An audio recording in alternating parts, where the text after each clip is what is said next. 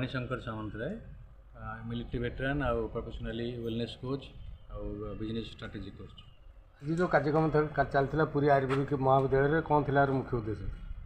देखो प्रकृतिर पुनरुद्धार आवश्यक कारण बर्तमान समाज में जो मॉडर्न सोसाइटी जो प्रकार आम रसायन प्रतिदिन दैनंदिन भाव में व्यवहार कर बहुत भयंकर आटी तल पानी जदि आज 10 फुट 100 फुट 150 फुट 300 फुट गलानी आ बोधे 10 वर्ष अच्छे सी मिलूनी आ प्रकृतिर जहाँ विपर्य होती केवल मनीष ही दायी।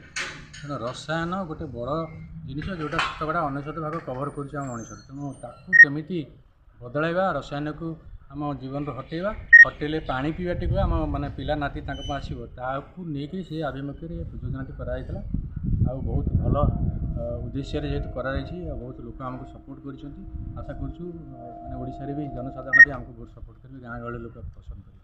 आज कार्यक्रम अतिथि किए थे कौन कार्यक्रम कराई?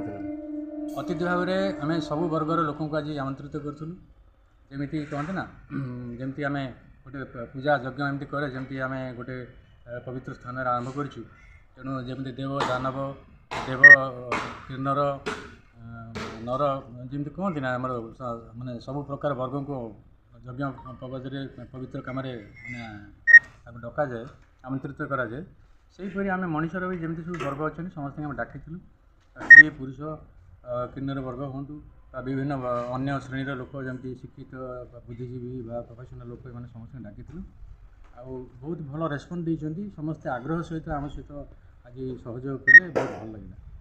धन्यवाद। नमस्कार मु Amit Kumar Pattnaik engineering pass out plus एवं हेल्थ सेक्टर काम कर।